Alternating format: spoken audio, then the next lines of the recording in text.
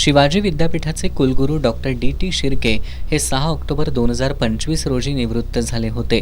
यानंतर सावित्रीबाई फुले पुणे विद्यापीठाचे कुलगुरू डॉक्टर सुरेश गोसावी यांच्याकडे कुलगुरू पदाचा प्रभारी चार्ज देण्यात आला होता.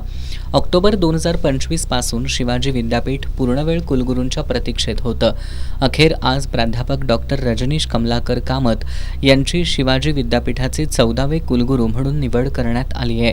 राज्यपाल तथा कुलपती कार्यालयाकडून याची अधिकृत घोषणा करण्यात आली आहे.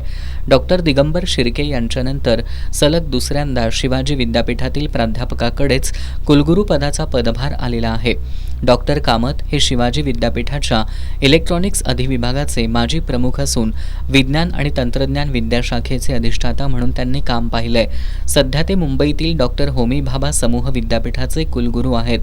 त्यांच्याकडे लोणेरे इथल्या डॉक्टर बाबासाहेब आंबेडकर तंत्रज्ञान विद्यापीठाच्या कुलगुरू पदाचाही अतिरिक्त कार्यभार आहे.